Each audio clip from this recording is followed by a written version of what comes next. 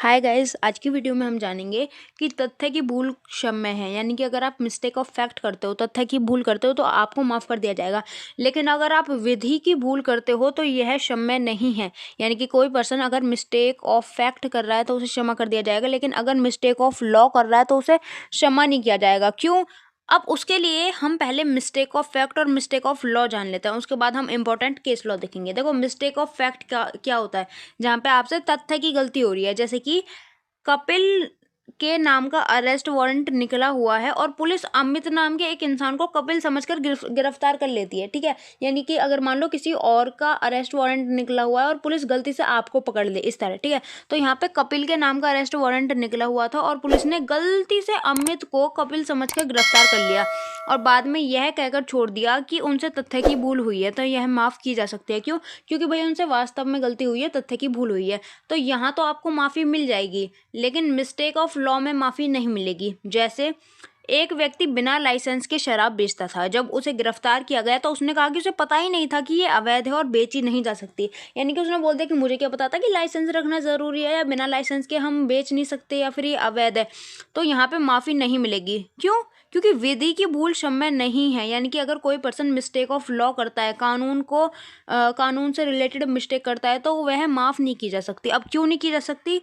क्योंकि विधि के नियम में तथ्य की भूल को क्षमा किया जा सकता है, पर विधि की भूल को नहीं किया जा सकता। क्योंकि न्यायालय ये मानकर चलता है कि उसके देश में जो भी कानून लागू है उस कानून की जानकारी देश के हर इंसान को होनी चाहिए।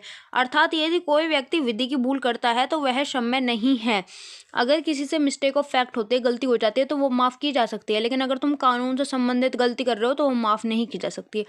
एक और उदाहरण समझो। मान लो तुमने किसी लड़की को किडनैप कर लिया और तुम कहो कि हमें तो पता ही नहीं था ये अपराध है, तो ये भी माफ़ी नहीं मिलेगी यहाँ भी आपको। ठीक है, अब इसमें एक केस देखो, आर वर्सेस प्रिंस। यहाँ पे क्या होता है, इस मामले में आरोपी पर, यानी कि जिसने आरोप किया था उस पर यह आरोप था कि उसने 16 वर्ष से कम एज की एक विवाहित बालिका का अपहरण किया है। ठीक है, जो कि दंडनीय अपराध था। अब ऑब्वियसली आप किसी को किडनैप करोगे, किसी का अपहरण करोगे, तो ये अपराध है। ठीक है, तो इसमें अभियुक्ता का तर्क था कि उसने बालिका की आयु अधिक समझी। यानी वो कह रहा था मुझे क्या पता है ये 16 साल के ये बच्चे, मुझे लगा बड़ी है और उसका कोई दुराश्रय आएगा।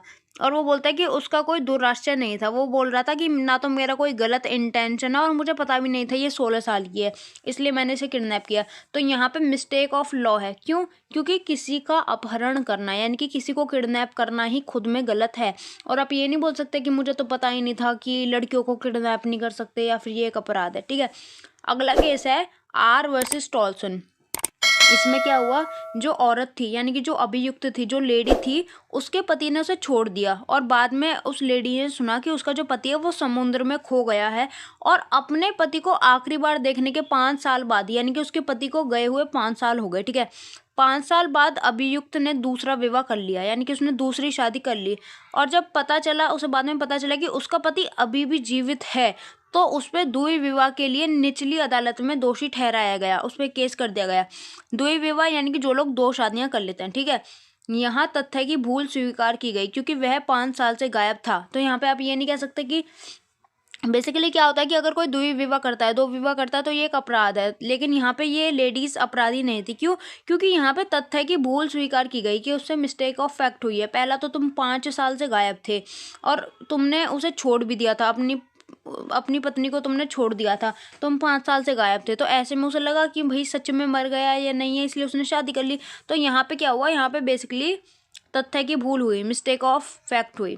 अगला केस है शेरेस वर्सेस रुडजेन। इसमें क्या हुआ कि इसमें प्रतिवादी को ऑन ड्यूटी पुलिस अधिकारी को शराब बेचने का अपराधी ठहराया गया। यानी कि इसमें क्या होता है कि एक शराब की दुकान का मालिक जो होता है वो एक पुलिस ऑफिसर को शराब बेच देता है ऑन ड्यूटी, ऐसा उस पर अपराध था। तो जिस पे केस हुआ था ना, प्रतिवादी, उसने ये तर्क दिया कि पुलिस अधिकारियों को ऑन ड्यूटी बाजूबंद पहनने की प्रथा।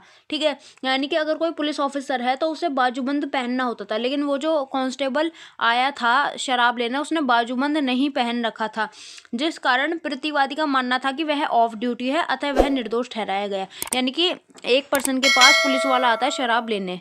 अब क्या होता है कि पुलिस वाला है तो उसे बाजूबंद पहनना था, लेकिन उसने बाजूबंद नहीं पहन रखा था, तो दुकान वाले को लगा कि ये ऑन ड्यूटी नहीं है, ये ऑफ ड्यूटी है, और उसे दारू दे दी।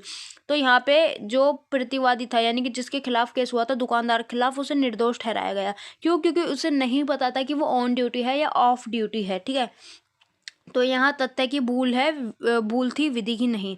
So this is the mobile number जहाँ से आप नोट्स की डिमांड कर सकते हो। लॉ रिलेटेड नोट्स, क्या कंडीशन और टर्म है बता दिया जाएगा। लॉ विद रिया नाम से मेरा चैनल है टेलीग्राम पे और व्हाट्सएप पे, जहाँ पे मैं नोट्स शेयर करती हूँ। मेरे यूट्यूब चैनल पे आपको लिंक मिल जाएगी। थोड़ा बहुत समझ में आया हो तो कमेंट करके बताना। Thanks for watching. जय हिंद, जय भारत।